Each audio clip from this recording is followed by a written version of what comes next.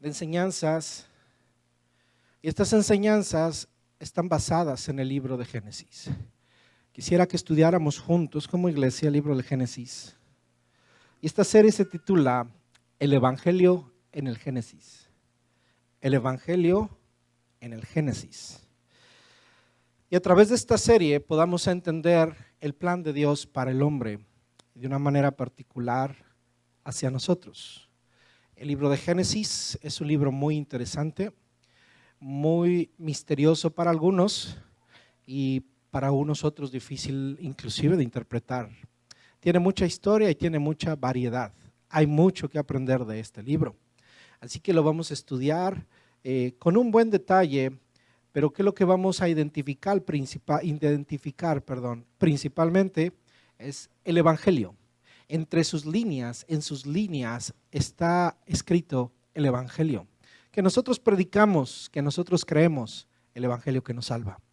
Vamos a entender el plan de Dios. Vaya conmigo al libro de Génesis, capítulo 1. El Evangelio en Génesis. La iglesia, mi querido hermano, es testigo de Dios en estos tiempos. Usted y yo hemos sido llamados para predicar a Cristo y el Evangelio y ser testigo de lo que está sucediendo en los últimos tiempos. No sabemos si somos la última generación, si a esta generación el Señor nos dé el privilegio de poder ser parte del arrebatamiento de la iglesia y por ende estar esperando los acontecimientos del final. No lo sabemos, podemos ser esa iglesia, sería un grande privilegio. Pero de cualquier manera la iglesia ha sido llamada para ser testigo de los últimos tiempos. Nuestro mensaje se proyecta hacia el futuro. Nuestra predicación es hacia el futuro. Cristo viene y tienes que prepararte. Lo acabamos de oír hace rato, el hermano René dando una palabra de su corazón que yo creo que Dios puso en su corazón. Es una palabra que Dios le dio y que es la predicación que tenemos. Debemos prepararnos para el futuro. La iglesia está mirando hacia el futuro. Sin embargo, debemos entender, y vamos a entender a través de esta enseñanza, que el conocimiento de la iglesia no se limita al fin, sino también tiene que ver con el principio. El libro de Génesis nos lleva al principio. El libro del Apocalipsis nos lleva hacia el final. Pero la Biblia no es un libro extraño, es un libro que tiene mucho sentido y su primer libro nos lleva al principio. Sin el libro del Génesis sería difícil explicar el Evangelio. ¿Qué tanto nos tiene que enseñar el libro de Génesis? Mucho. Nos enseña historia antigua, nos enseña costumbres extrañas. Muchas costumbres que usted va a ver en el libro de Génesis son muy extrañas para nosotros, pero son las costumbres de aquellos tiempos. Vamos a aprender en el libro de Génesis anécdotas interesantes, pero sobre todo en el libro de Génesis vamos a encontrar el Evangelio. Se nos habla del Evangelio y se apunta a Cristo. El Evangelio sin Cristo no es el Evangelio, pero así si vamos a encontrar el Evangelio en el libro de Génesis es porque encontramos a Cristo. El libro de Génesis nos explica nuestro origen y el plan perfecto de Dios. ¿Quién escribió el libro del Génesis? Hay mucho debate en esto. Tradicionalmente aceptamos que el autor del libro del Génesis fue Moisés. Hay algunas corrientes y algunas formas de pensamiento que dan otras opciones del origen del libro de Génesis, las cuales piensan que se formaron como una colección de diferentes documentos o tradiciones. Hay diferentes formas de pensamientos, son variadas, pero nosotros, hermano, necesitamos identificar en el libro de Génesis un origen profético. Un origen profético, es decir, que Dios hablando de una manera muy directa y de una manera muy especial, y se le voy a explicar por qué. Se necesita tener una revelación especial, así como se requirió una revelación especial del libro de Apocalipsis para ver el futuro. Se necesita una revelación especial para poder ver el pasado. Y por eso no podemos entender que solamente la gente hizo la gente durante mucho tiempo, o el pueblo de Israel hizo una colección de diferentes escritos y tradiciones orales y formó el libro de Génesis como conclusión. Porque aunque Dios podía escoger ese método, necesitamos entender que Dios se lo debió haber revelado a un hombre de Dios. La Escritura dice que ninguna profecía es traída por voluntad humana, sino que los santos hombres de Dios escribieron siendo inspirados por el Espíritu Santo. De tal manera que creemos o tradicionalmente entendemos que fue Moisés. Llegamos al pueblo de Israel porque al hablar de Moisés hablamos del pueblo de Israel y vemos en ello la necesidad de un Moisés que pueda proveer un documento autoritario y normativo para ese pueblo de Israel y para las generaciones que habían de venir, específicamente para nosotros, para la iglesia. Y el resultado creemos que es el libro del Génesis. Así que bajo la perspectiva de lo que hemos hablado, vamos a creer que el libro de Génesis fue escrito por Moisés, entregado por Moisés como parte de esos primeros libros, la Torá, los primeros 5 libros de la Biblia: Génesis, Éxodo, Levíticos, Números, Deuteronomios, dados por revelación divina, Monte Sinaí, la revelación al profeta que Dios levantó, como no se ha levantado, es un profeta muy grande, Moisés, que vio a Dios cara a cara. Así se le dice en la Escritura, aunque vemos en un pasaje que realmente dice, vio su espalda, pero él habló cara a cara, él habló delante de Dios, él recibió delante de Dios la misma ley y seguramente entendió y vio el principio. El principio no se lo reveló a los apóstoles, el principio se lo reveló a Moisés. Amén. Muy bien, vamos a leer la Biblia entonces, Génesis capítulo número 1. Este es el pasaje tal vez más conocido y más enseñado a los niños. Desde la infancia se nos enseña esto. Y es bueno, hermano, que desde la infancia se le enseña a los niños, y yo creo que con mucha mayor razón y con mucho mayor fuerza tenemos que enseñar esto a nuestros niños. Y tenemos que hacerlo con mucha convicción, porque estamos viviendo tiempos en donde el ser humano ya no cree en lo que la Biblia dice. Pero creemos que el libro de Génesis es literal y que el libro de Génesis es lo que Dios hizo para formar el universo y la tierra. Dice el capítulo 1, versículo 1. En el principio creó Dios los cielos y la tierra. Y la tierra estaba desordenada y vacía, y las tinieblas estaban sobre la faz del abismo. Y el Espíritu de Dios se movía sobre la faz de las aguas. Y dijo Dios, sea la luz, y fue la luz. Y vio Dios que la luz era buena, y separó Dios la luz de las tinieblas. Y llamó Dios a la luz día, y a las tinieblas llamó noche. Y fue la tarde y la mañana un día. Luego dijo Dios, haya expansión en medio de las aguas y separe las aguas de las aguas. E hizo Dios la expansión y separó las aguas que estaban dentro de la expansión de las aguas que estaban sobre la expansión, y fue así. Y llamó Dios a la expansión cielos. Fue la tarde y la mañana el día segundo. Dijo también Dios, júntense las aguas que están debajo de los cielos en un lugar y descúbrase lo seco, y fue así. Y llamó Dios a lo seco tierra, y a la reunión de las aguas llamó mares, y vio Dios que era bueno. Después dijo Dios, produzca la tierra hierba verde, hierba que dé semilla, árbol de fruto que dé fruto según su género, que su semilla esté en él sobre la tierra, y fue así. Produjo pues la tierra hierba verde, hierba que da semilla según su naturaleza, y árbol que da fruto, cuya semilla está en él, según su género, y vio Dios que era bueno. Y fue la tarde y la mañana el día tercero. Dijo luego Dios, haya lumbreras en la expansión de los cielos para separar el día de la noche, y sirvan de señales para las estaciones, para días y años, y sean por lumbreras en la expansión de los cielos para alumbrar sobre la tierra, y fue así. E hizo Dios las dos grandes lumbreras, la lumbrera mayor para que señorease en el día, y la lumbrera menor para que señorease en la noche. Hizo también las estrellas. Y las puso Dios en la expansión de los cielos para alumbrar sobre la tierra, y para señorear en el día y en la noche, y para separar la luz de las tinieblas. Y vio Dios que era bueno. Y fue la tarde y la mañana el día cuarto. Dijo Dios, produzcan las aguas seres vivientes y aves que vuelen sobre la tierra, y en la abierta expansión de los cielos. Y creó Dios los grandes monstruos marinos y todo ser viviente que se mueve, que las aguas produjeron según su género, y toda ave alada según su especie, y vio Dios que era bueno. Y Dios los bendijo diciendo, fructificad y multiplicaos y llenad las aguas en los mares y multiplíquense las aves en la tierra. Y fue la tarde y la mañana el día quinto.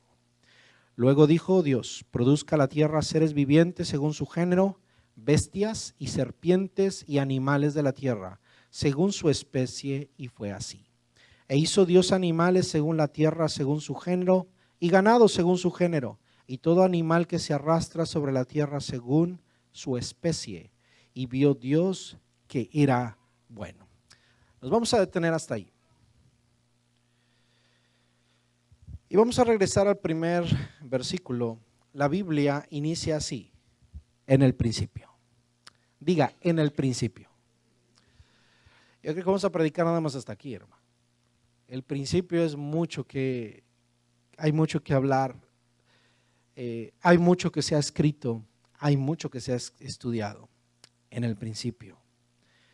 El libro de Génesis significa origen o principio, de hecho. Y así inicia, en el principio creó Dios los cielos y la tierra. Entendamos entonces que este versículo habla de dos cosas. Número uno, el momento. Y número dos, la autoría del universo.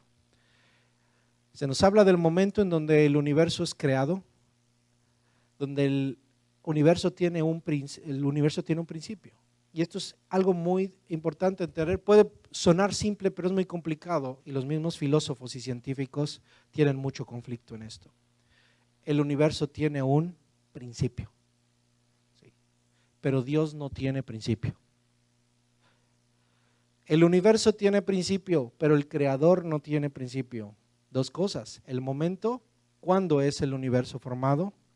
La Biblia dice, en el principio. ¿Qué otra palabra podemos imaginar que se pueda hablar de cuándo fue creado en el universo? No puede hablarse de un lugar, un momento, un día específico. No lo sabemos, no lo conocemos. Se llama el principio. La Biblia lo llama aquí en el principio.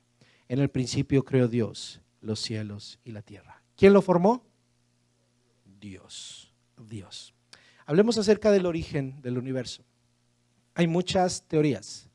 La ciencia tiene muchas teorías, muchas de ellas descartadas, muchas de ellas ilógicas, muchas de ellas sabemos que existen, no las enseñan en las escuelas. Sin embargo, hay la mayor de estas aceptadas. Usted posiblemente ha escuchado de esto. En la cosmología moderna, es decir, el estudio del cosmos, el origen del universo es el instante en el que surge toda la materia. Por definición, el origen del universo o el principio del universo para el ser humano, para el científico, es el momento en que surge toda la materia y la energía que existe actualmente en el universo, como consecuencia de una grande expansión o de una grande explosión. Usted ha escuchado del Big Bang o de la grande explosión. ¿Qué es lo que nos van a enseñar en todos en los lugares, en los escenarios académicos? El Big Bang.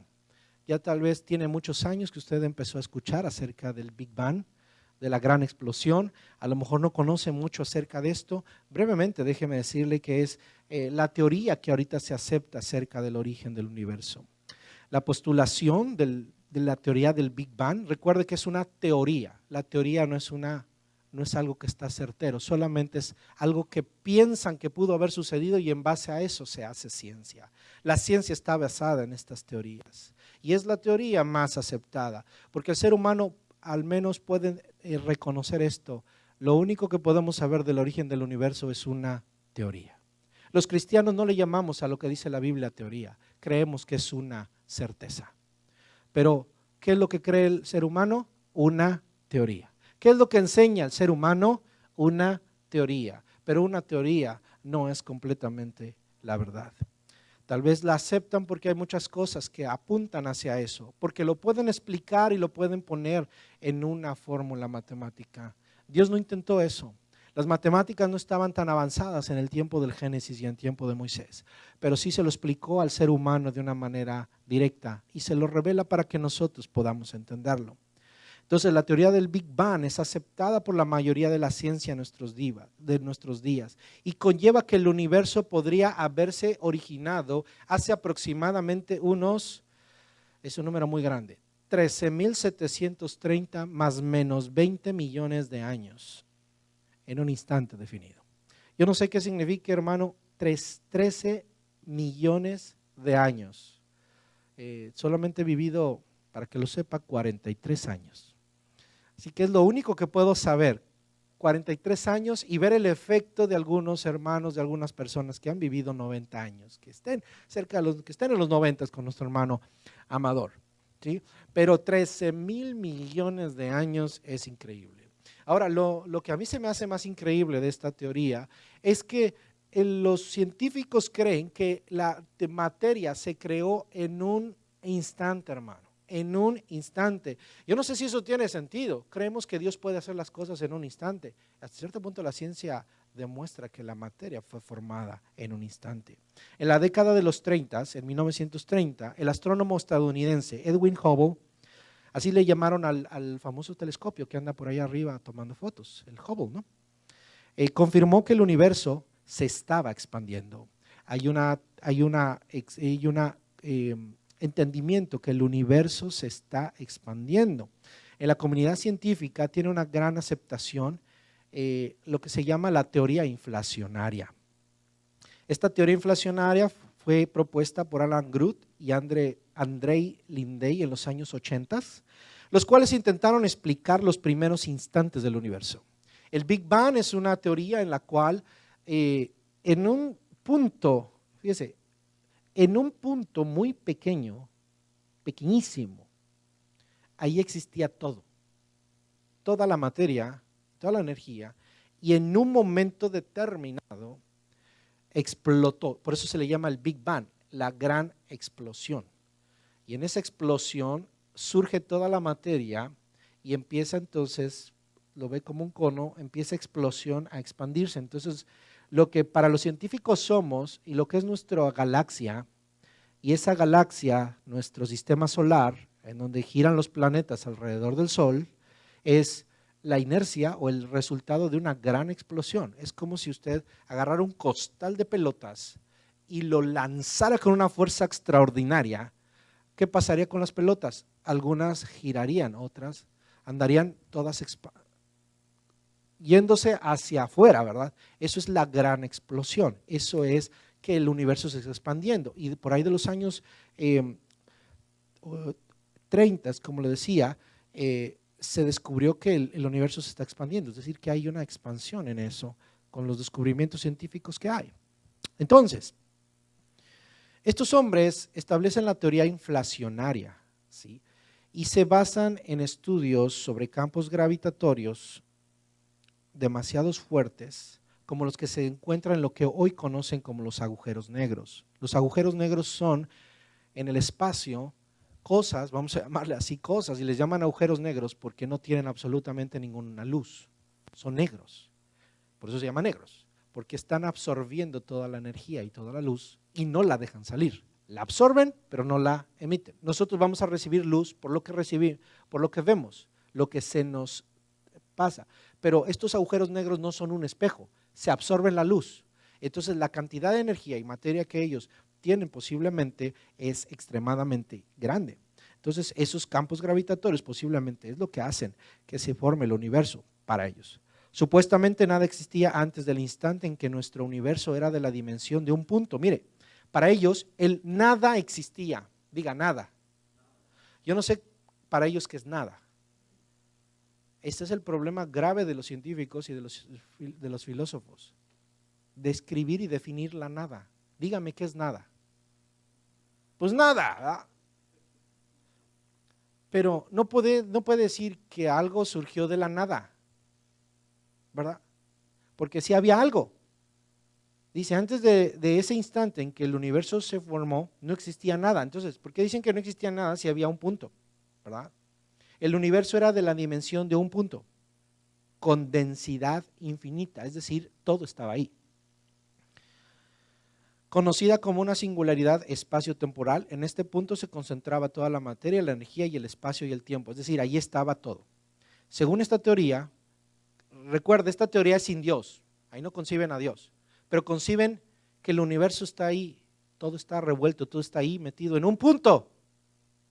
Yo no sé de qué tamaño, yo digo mi puntito es así, pero puede ser más chiquito, o puede ser, si ese era un universo, imagínense qué tamaño sería el punto, yo no sé a qué se refieren ellos, pero en ese punto estaba todo, y según esta teoría, lo que desencadenó el primer impulso del Big Bang es una fuerza inflacionaria, y ese es el punto, hay una fuerza que hace que esto explote.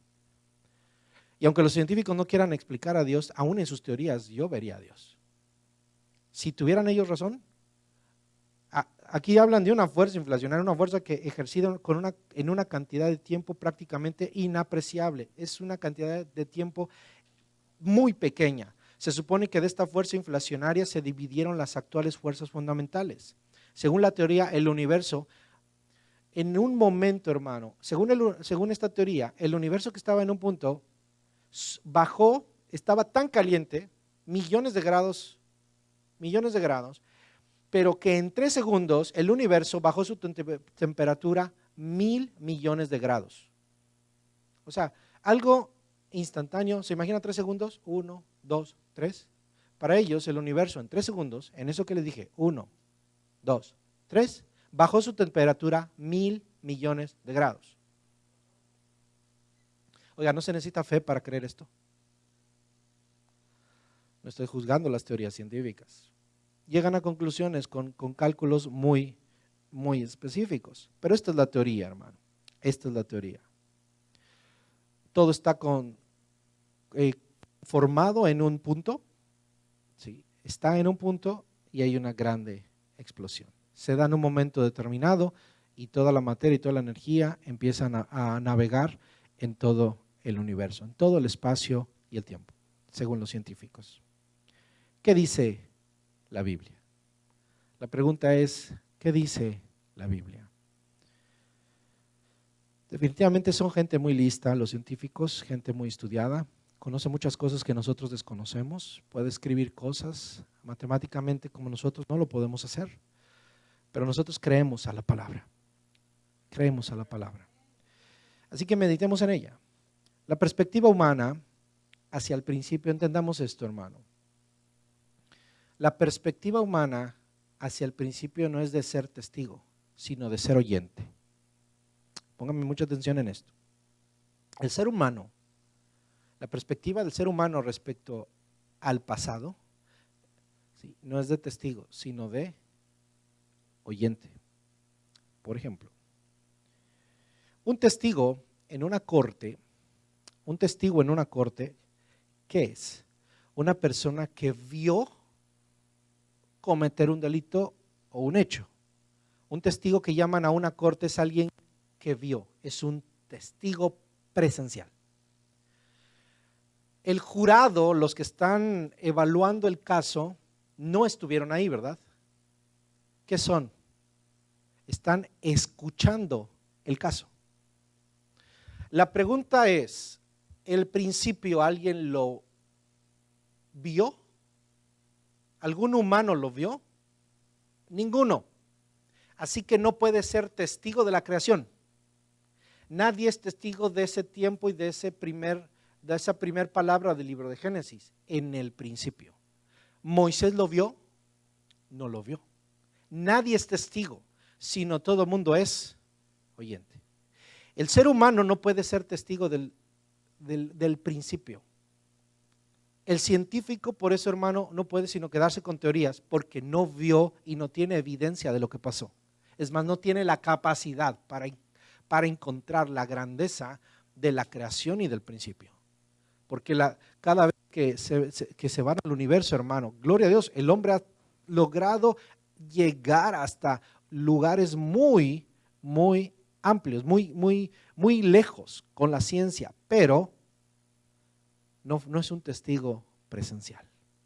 Nuestro testimonio o nuestra idea solamente es por escuchar. Ok. Hermano Ujier, si me puede ayudar, si pueden bajar la voz por allá, aún de afuera se oye, si aquí adentro, puede decirle si nos permiten. para que no se me distraiga, por favor.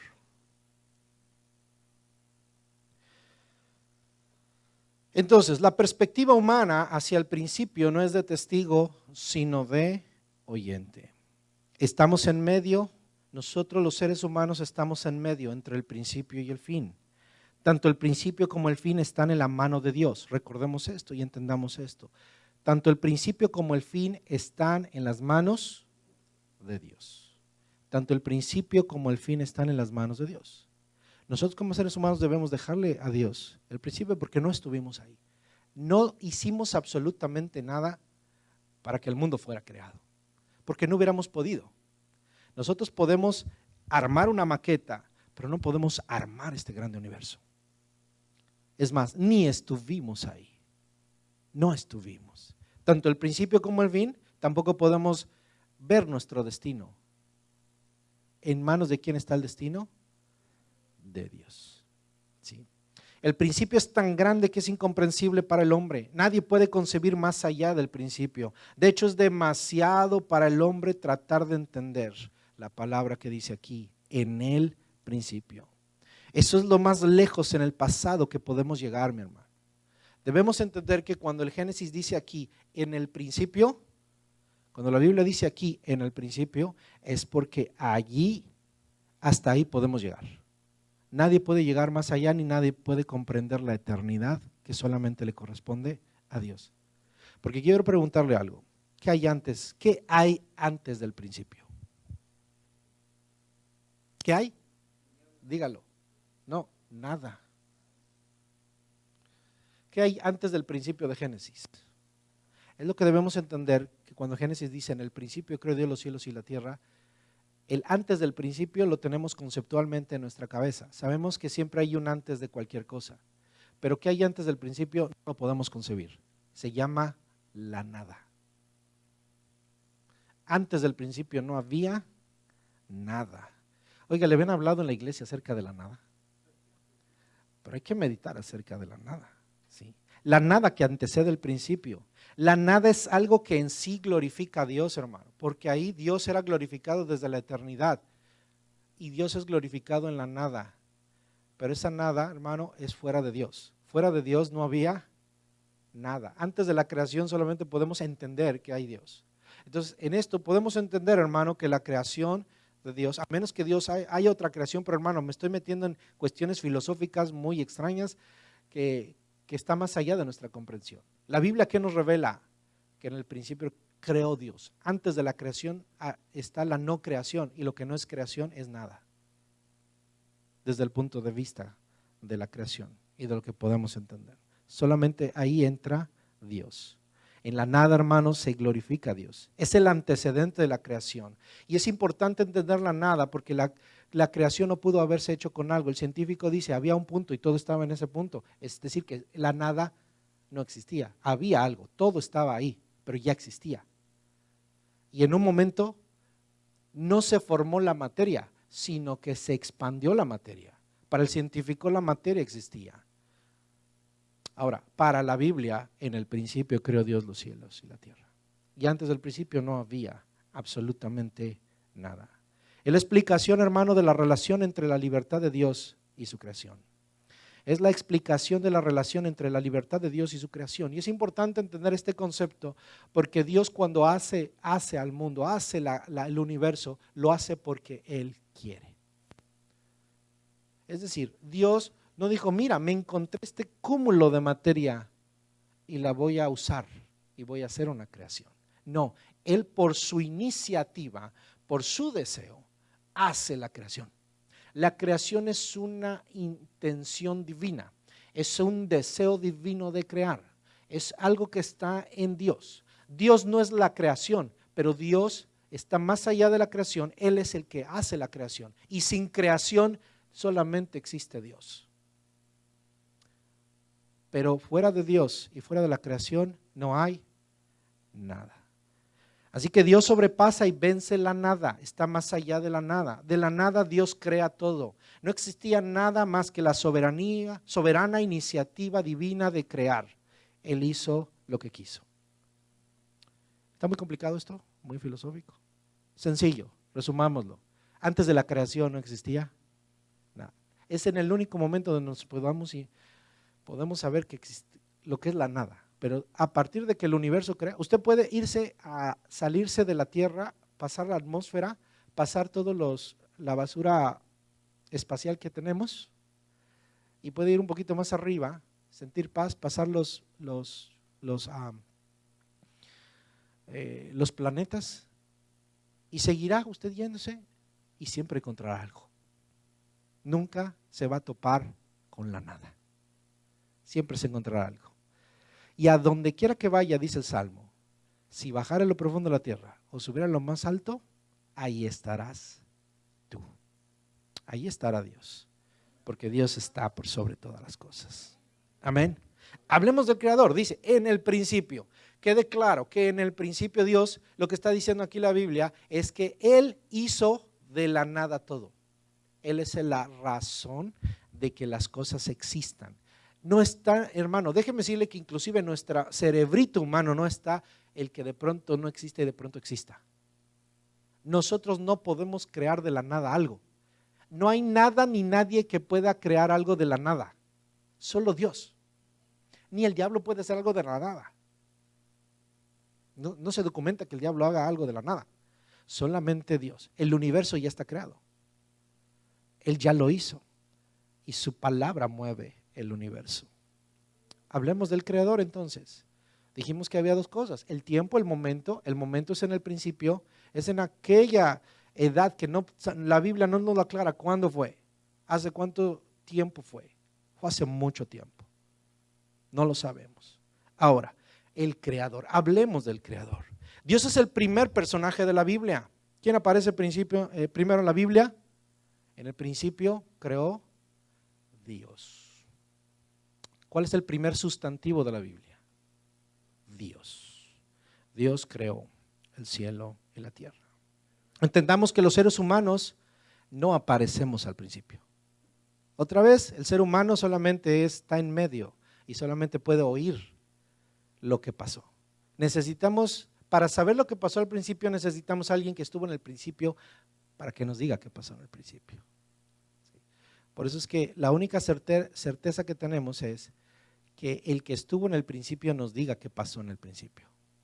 Y por eso el único que nos puede decir, la única registro que tenemos fidedigno de lo que pasó en el principio es el Génesis. Porque el Génesis es palabra del Creador, es palabra de Dios. Él es el que creó el universo y Él es el que estuvo ahí. ¿Okay? Entonces, entendamos, hermano, que los seres humanos no aparecen ahí. Y aunque está en el pasado, todo el pasado lo podemos regresar a él y saber, al menos de oídas, qué pasó. Pero lo que sucedió ahí, no lo podemos saber si no se nos revela. Los animales no les interesa ni el pasado ni el futuro. Pero la humanidad, privada de su autodeterminación, es decir, la humanidad no escoge nacer. ¿Alguien aquí escogió nacer? No. Eso se llama que no está autodeterminada. ¿Sí? Viene de la inercia del principio. En el principio Dios crea el cielo y la tierra, crea al hombre y el hombre se multiplica por la palabra de Dios y de ahí venimos nosotros. No tenemos opción, hermano. El hombre no tiene opción, el hombre existe, el hombre está, el hombre es parte del propósito de Dios. No hay opción para que el hombre no exista, no hay opción. Es palabra de Dios, es determinación de Dios. Dios se desarrolla. Dios sobrepasa entonces todo esto.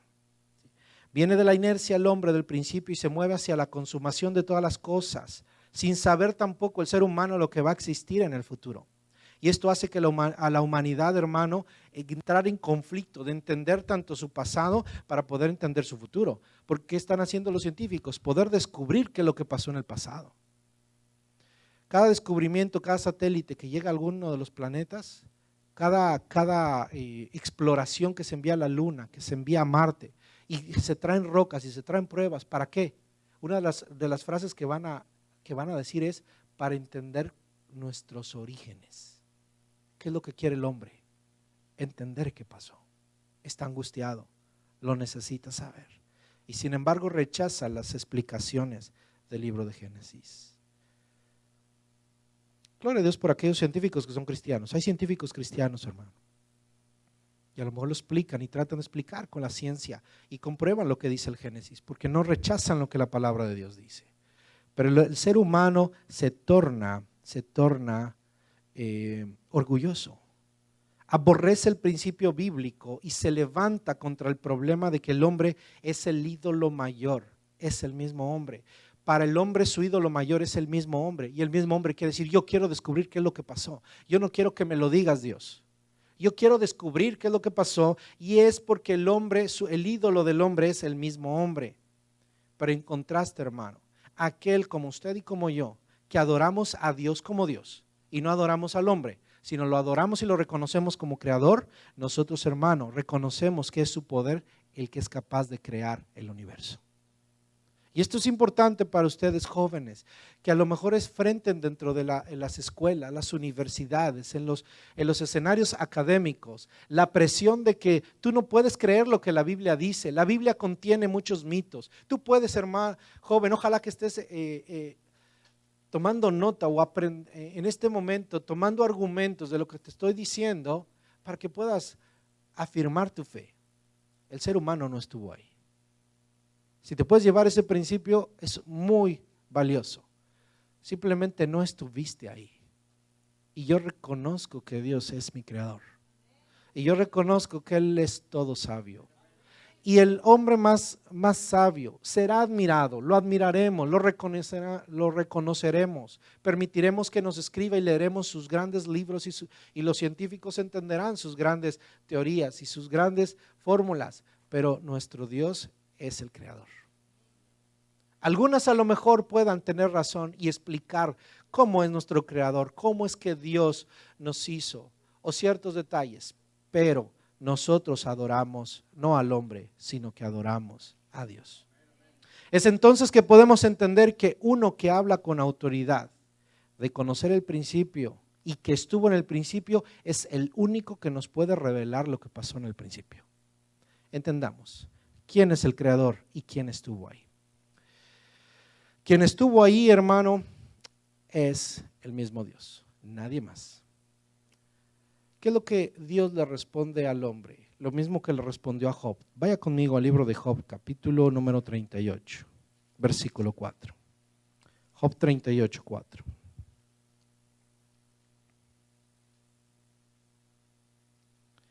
Job 38, 4 dice así: ¿dónde estabas tú cuando yo fundaba la tierra? Házmelo saber si tienes inteligencia. Mire lo que Dios le está hablando a Job y le está diciendo: ¿dónde estabas tú cuando yo fundaba la tierra? Házmelo saber si tienes inteligencia. ¿Quién ordenó sus medidas, si lo sabes? ¿O quién extendió sobre ella cordel? ¿Sobre qué están fundadas sus bases? ¿Y quién puso su piedra angular? Cuando alababan todas las estrellas del alba y se regocijaban todos los hijos de Dios. Dios le está diciendo de una manera poética y hermosa a Job: ¿dónde estabas tú? Y es la misma palabra, ese eco, se hace eco esa voz a todos los hombres. ¿Dónde estabas tú cuando yo fundaba el universo? ¿Dónde? Cada vez que el científico pueda intentar explicar esto, el eco de Dios es: ¿dónde estabas tú? ¿Cuál es la respuesta sencilla? No existíamos. De tal forma que ante el lugar y el creador no somos como nada. Somos como nada. ¿Quién estuvo ahí, mi hermano? Bueno, tenemos dos opciones. Para poder creer lo que dice el Génesis, nadie puede hablar a alguien que no vio. ¿Sí? Nadie puede hablar del principio sino el que estuvo en el principio. Así que el único que puede hablar del principio es Dios. Y ahí, hermano, a lo que estamos compartiendo en esta serie, el Evangelio en Génesis, déjeme explicarle algo. El que nos revela el principio es Cristo. Cuando usted lea Génesis 1, ahí está Cristo. Usted debe entender que cuando dice la Biblia, en el principio creó Dios los cielos y la tierra, ahí estaba Cristo. ahí estaba Cristo. ¿Cómo podemos saber, hermano, por qué los cristianos podemos darle autoridad a lo que dice Génesis 1:1? Porque no podemos creerle a alguien que haya sido un mentiroso. Cualquiera puede decir, yo estuve, o les puedo decir cómo se creó el universo, pero será un mentiroso. Así que tenemos dos opciones. O Dios es un mentiroso, o Cristo es un mentiroso, o Él contiene toda la verdad. La pregunta es, ¿Jesús es un mentiroso o Jesús es el que tiene toda la verdad? Es el que tiene toda la verdad. Entonces, si usted cree que Jesús tiene toda la verdad, hermano, Él es el único que nos puede revelar lo que usted es al principio. Porque Él estuvo al principio. Apocalipsis dice, yo soy el principio y el final. El hombre está en medio. Pero en Cristo, hermano, podemos apuntar al principio y entender el principio para entonces apuntar al final. Porque en el principio estaba Cristo y al final está Cristo. Que dice Juan 1:1, en el principio era el verbo y el verbo era Dios y el verbo estaba con Dios. ¿Cuándo? ¿Cómo empieza ese evangelio? Dice Juan 1:1, vaya Juan 1. Juan 1:1.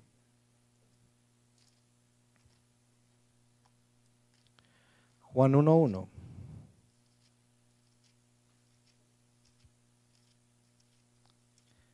En el principio. Génesis empieza en el principio. Y Juan empieza en el principio. Y en el principio Dios creó. Génesis 1:1. Y en Juan dice, en el principio era el verbo. Y el verbo era con Dios. Y el verbo era Dios. ¿Y quién es el verbo? Cristo.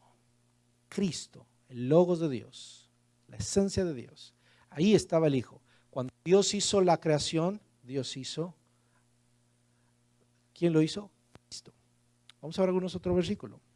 Miren lo que dice Colosenses. En la iglesia, hermano, la historia de la creación debe ser leída de forma que empiece con Cristo y entonces se mueva hacia Él como su fin. Y esto, hermano, lo comprueba este versículo de Juan que estamos leyendo y Colosenses capítulo 1. Mire lo que dice Colosenses capítulo 1, versículos 15 al 18. Dice así: Él es la imagen del Dios invisible. ¿Y qué dice ahí? El primogénito de toda creación. Porque en Él fueron creadas todas las cosas, las que hay en los cielos y las que hay en la tierra, visibles e invisibles. Sean tronos, sean dominios, sean principados, sean potestades, todo fue creado por medio de Él y para Él. Versículo 17, fíjese bien. Y Él es antes de todas las cosas, y todas las cosas en Él subsisten. Pablo está hablando aquí de Cristo. A los colosenses, por las filosofías que tenían los colosenses, Pablo tenía que hablarles acerca de la supremacía de Cristo y la grandeza de Cristo. Y les está diciendo, Cristo fue antes que toda la creación que ustedes puedan imaginarse, tanto material como espiritual. Y Cristo era antes de la creación. Así que en ese momento donde había la nada, ahí estaba Cristo. El único que conoce la nada es Cristo. Y el único que creó, y el único que estuvo ahí en la creación fue Cristo. Ahí estuvo Dios. Ahí estuvo esa relación que hay en la Trinidad, en el Dios Trino, el Padre, el Hijo, el Espíritu Santo. Porque podemos decir con toda certeza, el Padre, Dios, Jehová, hizo los cielos y la tierra. El Hijo es el creador del cielo y de la tierra. Y el Espíritu Santo es el creador del cielo, de la tierra. Porque aquí lo dice, porque por Él y para Él fueron creadas todas las cosas, sean espirituales y sean materiales. Así que entendamos esto, hermano, y veamos el evangelio desde este primer pasaje. ¿A quién encontramos? A Cristo. El Nuevo Testamento nos hace ver que en el primer versículo de la Biblia tenemos a Cristo. ¿Y qué vamos a aprender a la luz de este versículo, hermano? De que de la nada, aquí el versículo nos está diciendo, de la nada Dios hace esta maravilla que son los cielos y la tierra, esta maravilla que es el universo. Hágase un favor, váyase a la NASA, online, búsquese fotos de la NASA y maravíllese de todo lo que tienen ahí. Qué maravilla.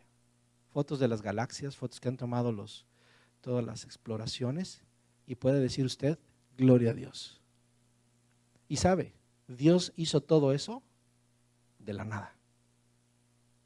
¿Alguien puede lograr hacer eso? Nadie. Esto no lo puede hacer el azar, hermano. Esto no lo puede hacer el azar. Alguien había descubierto que si la gravedad, usted sabe lo que es la fuerza de gravedad, ¿verdad? La fuerza de gravedad es la que nos mantiene pegaditos a la tierra. Lo mantiene usted sentadito y a mí paradito. Y no me preocupo por salir disparado, ¿verdad? Esto no funcionaría si nos faltara una milésima de fuerza de gravedad. Si la fuerza de gravedad no fuera 9.81 metros por segundo, ¿son metros por segundo al cuadrado, algo así? Bueno, es 9.81 lo que me acuerdo, mis clases de física. ¿Sí? Si no fuera esa cantidad exacta, con los ceros y los unos y los puntos, hermano, este universo no funcionaría. Este universo está pensado tan exactamente, tan precisamente, que funciona preciso. Ahora, aquel que dice, bueno, fue una casualidad que esto funcionara, se le puede decir, oye, ¿tú crees? ¿Qué posibilidad hay que pasara un tornado en un lote baldío con un montón de piezas y que después de que ese tornado pasara, formara un carro último modelo con todas las piezas que se encontraron en el Junker? ¿Qué posibilidad hay que ese, porque tiene todas las piezas para hacer un carro nuevo y que funcione preciso, que tenga todo el tamaño preciso? ¿Qué posibilidad hay que un tornado de eso haga eso? Ninguna. ¿Qué posibilidad hay que en un universo que según los científicos se enfrió 10,000 millones de grados en 3 segundos, qué posibilidad hay que tiene un tamaño extraordinario, que tenemos un montón no tenemos suficiente ceros en la cabeza como para pensarlo, se puede crear de la nada y estemos ahorita aquí sentados? Hermano, la posibilidad es cero. No podemos sino pensar en Dios. Cristo estaba ahí, mi hermano. Sí, Cristo estaba ahí. Y de la nada Dios hizo todo. De la nada Dios hizo este universo. Sí. Así que la existencia de la creación, vámonos al Evangelio, hermano. Esto es hermoso. La existencia de la creación es una señal de la resurrección. Cuando usted vea y creó Dios los cielos y la tierra, piense en la resurrección. ¿Por qué? Esto es algo maravilloso. La muerte de Jesús y su resurrección es una creación de la nada. Si Dios pudo hacer este universo tan maravilloso, solo Dios pudo levantar a Jesús de los muertos. Ahora, póngase a pensar, si alguien duda de la resurrección de Cristo, bueno, ¿será posible que los muertos resuciten? Oiga, usted se puede imaginar que alguien que murió, que incineraron, quedó quemadito, hermano, quedó hecho polvito, es un ser querido que está hecho polvo. ¿Habrá posibilidad, lógicamente, que ese polvito se vuelva otra vez a levantar? Humanamente no tiene ningún sentido. Eso no tiene regreso atrás. En este universo, eso tristemente es irreversible. En este universo no hay capacidad para poder darle vida. Que un muerto regrese a la vida, hermano, es algo angustiante para nosotros. ¿Por qué? Porque eso no tiene vuelta atrás. Pero si creemos que Dios creó los cielos y la tierra, podemos creer que Él puede levantar. Si hizo algo de la nada, Dios puede darle vida. Y por eso es que tiene sentido lo que el profeta vio. Cuando le dijo Dios, profetiza, ¿se levantarán estos huesos muertos? Señor, tú lo sabes. Profetiza, Espíritu sopla sobre ellos. Y ahí estaba el Espíritu Santo, de la nada haciendo todo, porque el Espíritu de Dios se movía sobre la faz de las aguas. El Espíritu Santo tiene poder. Dios es grande. Y el poder del Espíritu levantó a Jesús de entre los muertos. Por eso, hermano, debemos pensar que la resurrección es posible porque la creación fue posible. Si la resurrección es posible, creemos que la creación fue posible. No podemos dudar que Dios hizo al mundo en 7 días. No podemos dudar.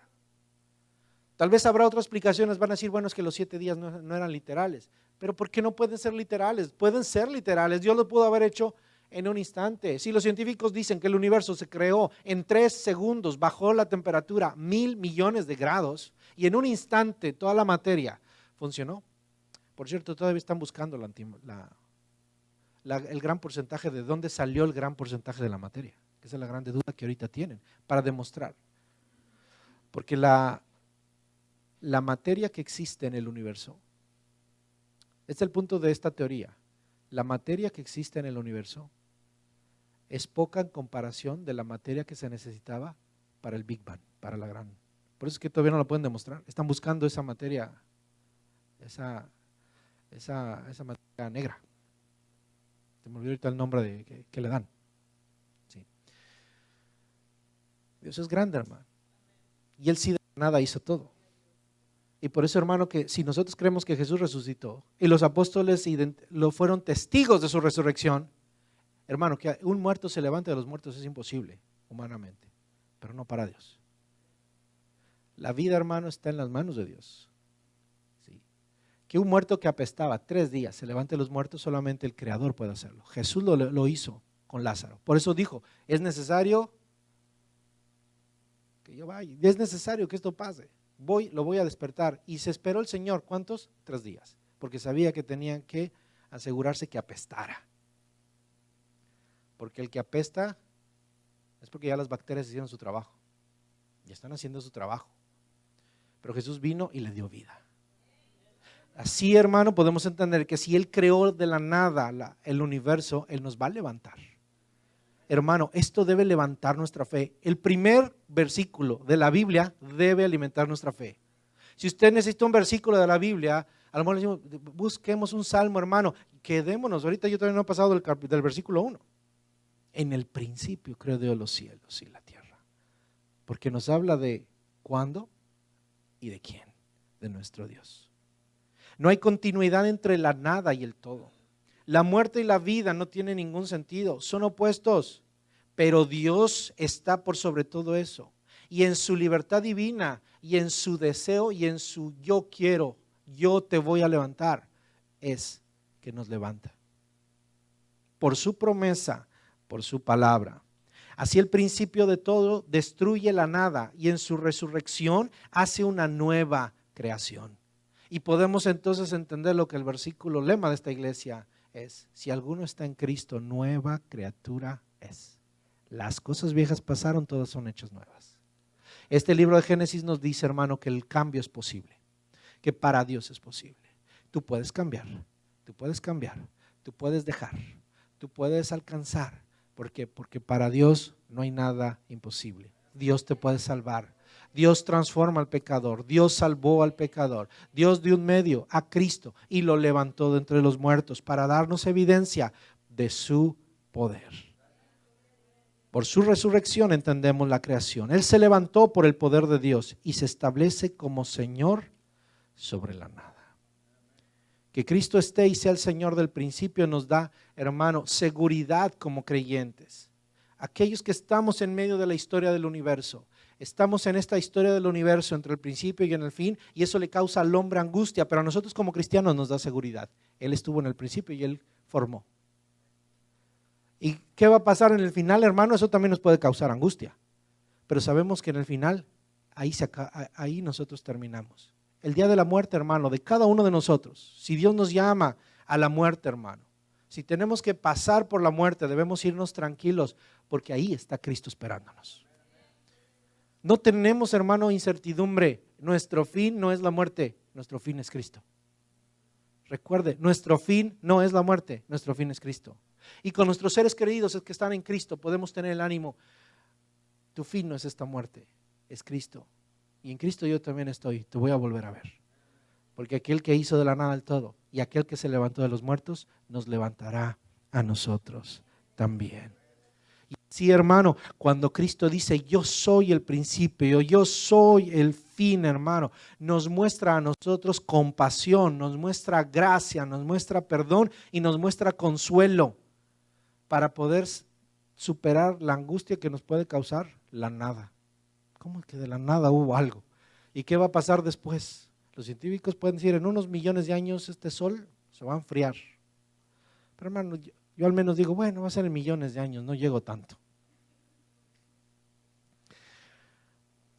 Pero ¿qué va a pasar de mis generaciones? Y algunos dicen, no, yo creo que ya ni el hombre va a existir. ¿Verdad? ¿Sabe una cosa? Dios sostiene a su creación. Si Dios quiere sostenernos millones de años, nos va a sostener. ¿Sí? Pero el Señor nos va a levantar. Y Él en su destino, en su futuro, hermano, Dios tiene cielos nuevos y tierra nueva.